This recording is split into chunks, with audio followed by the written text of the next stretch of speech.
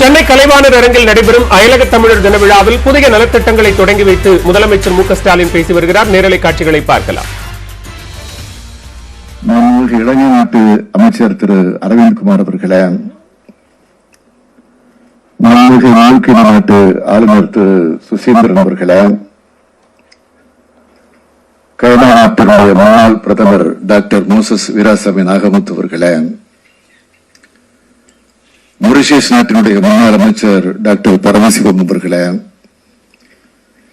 இலங்கை நாட்டினுடைய முன்னாள் முதலமைச்சர் திரு செந்தில் அவர்களே, மலேசிய நாட்டினுடைய முன்னாள் அமைச்சர் திரு சரவணன் அவர்களே, இலங்கை நாட்டினுடைய நாடாளுமன்ற உறுப்பினர் திரு சுமன் அவர்களே, திரு மனோ அவர்களே, ரிவர்டன் ஆஸ்திரேலியா உறுப்பினர் திரு ஜெகதீஷ் அவர்களே, சிங்கப்பூர் நாட்டினுடைய நாடாளுமன்ற உறுப்பினர் திரு தினகரன் அவர்களே,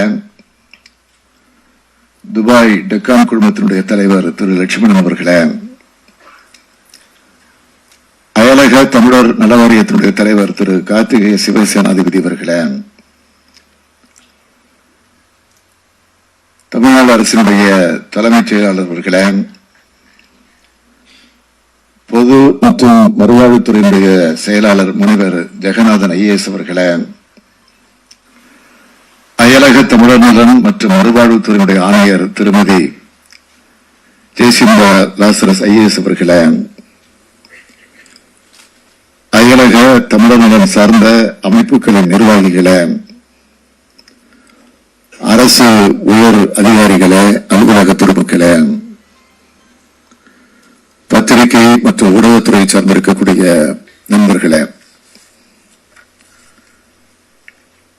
என் உயிரோடு களமிருக்கக்கூடிய தலைவர் கலைஞர் அவர்களின் உயிரினும் உயிரான அன்பு உடன்பிறப்புகளே, உங்கள் அனைவருக்கும் என் அன்பான வணக்கம். தமிழர்களாக கூடியிருக்கிறோம், தமிழ் உணர்வோடு கூடியிருக்கிறோம், தமிழன் என்ற அந்த எண்ணத்தோடு குழுமியிருக்கிறோம். தமிழை பற்றி தலைவர் கலைஞர் அவர்கள் அடிக்கடி சொல்வார்கள், உலகவர் ஓவியமே, உற்சாக காவியமே, ஓடை நறுமலரே, உலகம் புதுநிலவே, அன்பே, அமுதே, அழகே, உயிரே, இன்பமே, இணையத்தமிழே, பணியே, கனியே, பழரசுவையே, நண்பது விளக்கு, மாணிக்க விளக்கு, மாணிக்க சுடரே என்றெல்லாம் தமிழை அழைக்க தோன்றுகிறது. இருந்தாலும் தமிழை தமிழே என்று அழைக்கக்கூடிய சுகம் வேறு எதிலும் இருக்க முடியாது. அப்படிப்பட்ட தமிழுக்கு பெருமை சேர்க்கக்கூடிய வகையில நாம் இங்கே கூடியிருக்கிறோம். இன்றல்ல நேற்றல்ல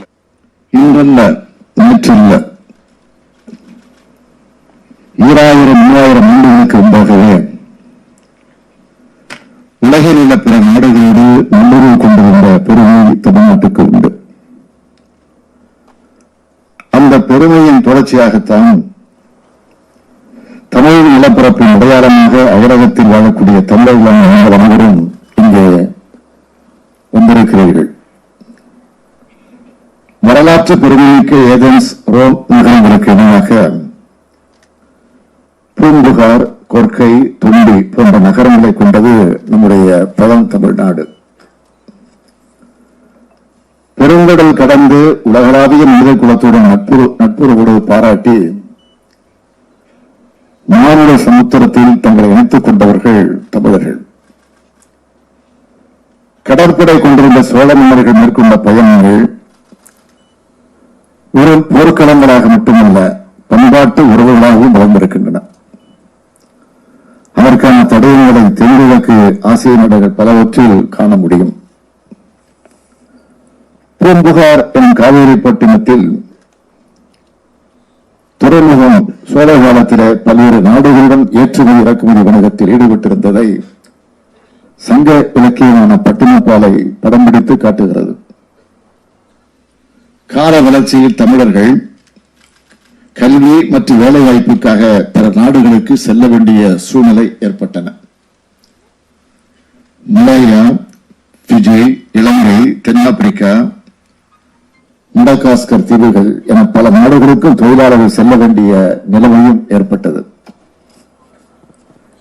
எந்த நாட்டிற்கு சென்றாலும் அங்கே காடு திருத்தி கைது செய்ய செய்து உழைப்பால் தன்னை மட்டுமின்றி தனக்கு வாழ்வளித்த நாட்டையும் உயர்த்தி காட்டியவர்கள் தான் நீங்கள். தலைமுறைகள் பல கடந்து தமிழர்கள் அவருடைய வழித்தொண்டர்கள் நீங்கள். உலக நாடுகளில் குடியேறிய நம் தமிழர்களின் உழைப்பும் தியாகமும் தாய்மொழியான் தமிழுக்கும் தாய் தமிழ் நாட்டிற்கும் புகழ் சேர்க்கக்கூடிய வகையில் அந்த நாடுகளில் அரசியல், தொழில், பொருளாதாரம் என பல நிலைகளை தவிர்க்க முடியாத சக்தியாக தமிழர்கள் விளங்கி வருகின்றனர். எந்த நாட்டுக்கு சென்றாலும் சொந்த நாட்டையும் தாய்மொழியையும் தமிழர்கள் தங்கள் நெஞ்ச கூட்டில அடையாத்து வைத்திருப்பது வழக்கம். விதையில்லாத தமிழை எடுத்துச் சென்று தாங்கள் வாழும் நாடுகளில் தமிழ்களையும் இடங்களை உருவாக்கியவர்கள் தமிழர்கள். பல தலைமுறைகள் கடந்த அயலக தமிழர்களின் ஆற்றலும் ஆராய்ச்சி திறனும் உழைப்பு நேர்மையும் உயர்ந்த பொறுப்புகளும் இன்று தனிப்பெறும் வரலாறாக உருவாகியுள்ளன. நாணயத்திற்கு 2 பக்கம் என்பார்கள். அதுபோல அயலகத்தில் குடியேறி வரும் தமிழர்கள் அங்கே பணிபுரியும் இடத்தில் சிரமத்திற்கும் ஏமாற்றத்திற்கும் உள்ளாகக்கூடிய சில நிகழ்வுகள் நடந்து கொண்டுதான் வருகிறது. அது மட்டுமின்றி மருத்துவ ரீதியாகவும் இன்னல்களுக்கு ஆட்படுகின்ற நிலைமையும் உள்ளது. எனவேதான் உலகத் தமிழர்கள் ஒப்பற்ற தலைவரான நாம் முத்தமிழர் தலைவர் கலைஞர் அவர்கள் 5வது முறையாக தமிழ்நாட்டின் முதலமைச்சராக இருந்தபோது 2010ஆம் ஆண்டில் அயலக தமிழர்களின் நலன் காத்திட ஒரு துறையை உருவாக்கிட முனைந்தார்கள். உலகின் எத்திசையிலும் வாழும் தமிழர்களின் உள்ள துடிப்பு எப்படிப்பட்டது என்பதை அறிந்த தலைவர் கலைஞர் அவர்கள் அவரது திரைக்காவியமான பராசக்தியில் பிறக்க ஒரு நாடு, பிழைக்க ஒரு நாடு என்று தாய் நிலத்தை விட்டு வேறு நாட்டில் வாழும் தமிழர்களின் நிலைய வசனமாக வெடித்திருப்பார். கடல் கடந்த தமிழர்களின் வேதனை உணர்வை வெளிப்படுத்திய முத்தமிழர் கலைஞரின் போன அவனை துடைப்பதற்கான திட்டத்தையும் வரைந்து காட்டியது. வெளிநாடு வாழ் தமிழர்களுக்காக மறுவாழ்வுத்துறையில் ஒரு பிரிவு இணைக்கப்பட்டு அயலக தமிழர்கள் நலன் நோக்கும் பணி தொடங்கப்பட்டது. 2011 இதனை தனித்துறையாக உருவாக்கிட திமுக கழகத்தினுடைய தேர்தல் அறிக்கையில வாக்குறுதியாக அளிக்கப்பட்டது. அதனை உடனடியாக நிறைவேற்றிட வாய்ப்பு அமையவில்லை. காரணம், எப்படி உங்களுக்கும் தமிழ்நாட்டிற்கும் இடைவெளி உள்ளதோ அதேபோல தமிழ்நாட்டில் திமுக அரசு மீண்டும் அமைவதற்கு ஒரு 10 ஆண்டு கால இடைவெளி ஏற்பட்டுவிட்டது. கடந்த 2021ஆம் ஆண்டு நடைபெற்ற சட்டமன்ற தேர்தலில் வெற்றி பெற்று ஆட்சி அமைத்த திராவிட மாடல் அரசு தேர்தல் அறிக்கையில் தெரிவித்தபடி அயலக தமிழர்களின் நலனுக்கென தனியே ஒரு அமைச்சகத்தை உருவாக்கி அமைச்சரையும் நியமித்துள்ளது. அது மட்டுமின்றி அயலக மண்ணில் வசிக்கும் நம் தமிழ் மக்களை ஒருங்கிணைக்கவும் அவர்களுக்கு தேவை ஏற்படக்கூடிய நிலைகளை உதவி புரிந்து வரும் தமிழ்ச்சங்கங்களின் பணிகளில் அங்கீகரிக்கவும் அடுத்த தலைமுறைக்கு தமிழ் பண்பாடு, தமிழ் மொழி கற்றல், கற்பித்தல் போன்ற பணிகளை மேற்கொள்ள வேண்டும் என்று அந்த உயர்ந்த நோக்கத்தின் அடிப்படையிலும் ஒவ்வொரு ஆண்டும் ஜனவரி 12ஆம் நாள் அயலக தமிழ் நாள் கொண்டாடப்படும் என்று அறிவிக்கப்பட்டது.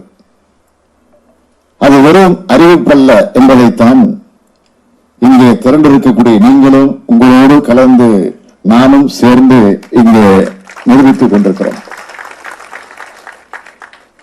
அது மட்டுமல்ல, கடந்த ஆண்டு செப்டம்பர் 24 அன்று அண்ணா பல்கலைக்கழகத்தில் நடைபெற்ற நிகழ்ச்சியில் தேமதுர தமிழசை உலகமெல்லாம் பரவச் செய்த முதற்கட்டமாக 1 கோடி ரூபாய் நிதி ஒதுக்கீட்டோடு தமிழ் பரப்புரை கழகத்தை தொடங்கி வச்சார். இதன் மூலம் அயலக தமிழர்கள் தமிழை எளிமையாக வழியாக கற்பதற்கான தமிழ் பாடநூல்கள் உருவாக்கப்பட்டுள்ளது. தமிழ் கற்றல் கற்பித்தலுக்கான துணை கருவிகள் உருவாக்கப்பட்டுள்ளன. இணைய வழியில் தமிழ் கற்பித்தலும் தொடங்கப்பட்டுள்ளது. பல்வேறு நாடுகளுக்கு சென்று வாழும் தமிழர்களின் நலன் பேணவும் அவர்களுக்கான நலத்திட்டங்களை செயல்படுத்தவும் புலம்பெயர் தமிழர் நலவாரியம் உருவாக்கப்பட்டு திரு கார்த்திகை சிவசேனாபதி அவர்கள் அதன் தலைவராகவும் வெளி மாநிலங்களில் மற்றும் வெளிநாடுகளில் வசிக்கக்கூடிய தமிழர்கள் அரசு சாரா உறுப்பினர்களாகவும் அரசு உயர் அலுவலர்களை உள்ளடக்கியதாகவும் இந்த வாரியம் செயல்பட உள்ளது. ஆம், சொன்னதை செய்வோம், செய்வதை சொல்வோம்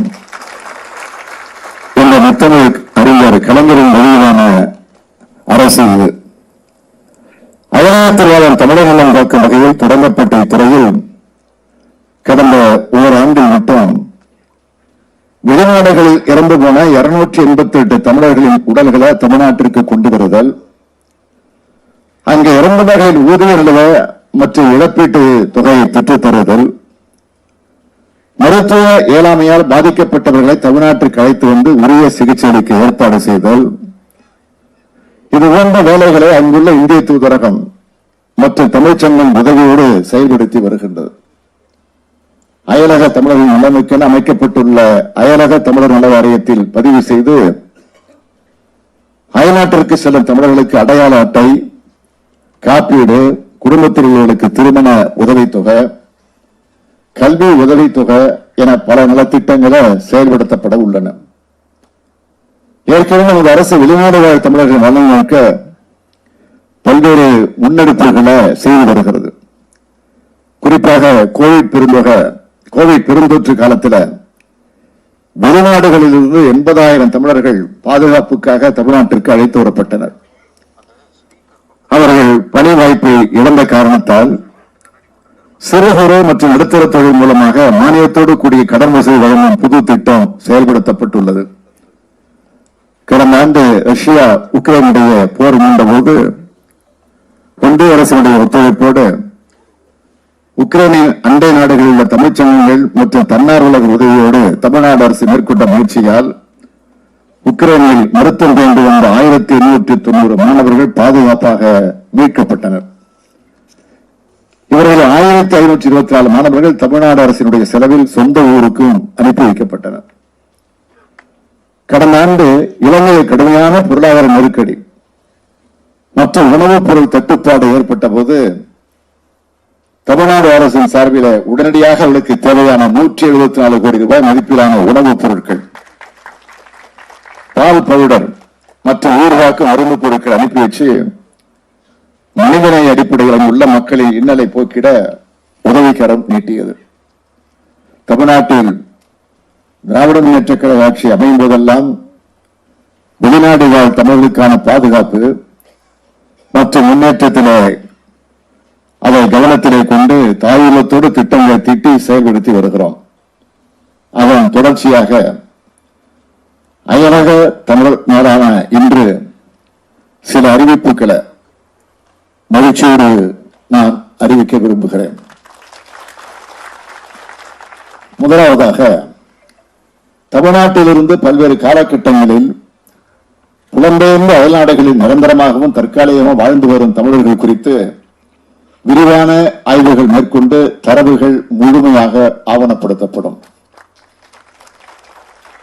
இரண்டாவதாக, புலம்பெயர்ந்து வாழும் தமிழர்களின் குழந்தைகள், இளம் மாணவர்கள் தாய் தமிழ்நாட்டில் மரபின் வேர்களோடு உள்ள தொடர்பை புதுப்பிக்கும் வண்ணம் ஆண்டுக்கு 600 மாணவர்கள் தேர்ந்தெடுக்கப்பட்டு தமிழ்நாடு பண்பாட்டு சுற்றுலாவிற்கு அழைத்து வர ஏற்பாடு செய்யப்படும். மூன்றாவதாக, அயல்நாடுகளில் வெளி மாநிலங்களில் பணிக்கு சென்று அங்கு எதிர்பாராத விதமாக இறந்துவிடும் தமிழர்களின் குடும்பத்திற்கு மாத ஓய்வூதிய திட்டம் அறிமுகப்படுத்தப்படும். நான்காவதாக, அயல்நாடுகளுக்கு செல்வோர் குறித்த தரவுத்தளம் ஒன்றும் ஏற்படுத்தப்படும் என்ற அறிவிப்புகளை வெளியிடுவதோடு வெளிநாடுகளுக்கு செல்லும் நம் தமிழ் சொந்தங்களின் நலன் காத்திட பல்வேறு நலத்திட்டங்களை செயல்படுத்தி கண்ணை இமை காப்பதைப் போல உலகெங்கும் வாழும் நம் தமிழினத்தை இந்த அரசு தொடர்ந்து காத்திடும் என்று மீண்டும் உறுதியளிக்கிறேன். தமிழ்நாட்டினுடைய முதலமைச்சர் என்ற பொறுப்பில் இருக்கக்கூடிய நான் தமிழர்களின் உங்களில் ஒருவனாக,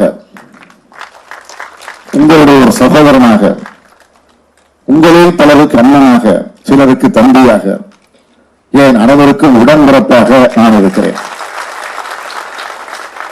உங்களுக்கு உறுதுணையாக இந்த அரசு இருக்கும். உங்களால் உருவாக்கப்பட்டிருக்கக்கூடிய உங்களால் ஆன ஒத்துழைப்பினை நீங்கள் வழங்குங்கள்.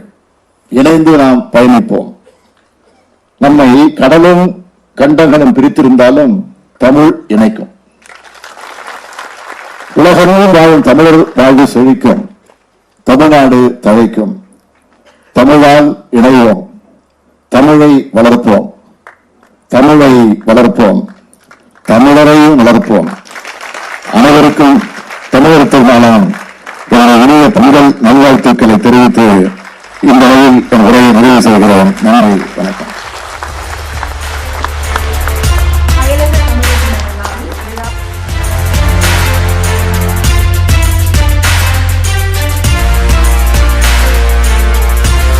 சென்னை கலைவாணர் அரங்கில் நடைபெற்று வரும் அயலக தமிழர் விழாவில் முதலமைச்சர் மு.க.ஸ்டாலின் பங்கேற்று உரையாற்றினார். அயலக தமிழர்களுக்கான பல்வேறு நலத்திட்டங்களையும் முதலமைச்சர் தன்னுடைய உரையின் வாயிலாக அறிவித்தார். அந்த நேரலை காட்சிகளை பார்த்தோம். இது தொடர்பான கூடுதல் விவரங்களை வரக்கூடிய செய்தி தொகுப்புகளில் பார்க்கலாம். மேலும் பல்வேறு செய்திகளை இடைவேளைக்கு பிறகு பார்க்கலாம்.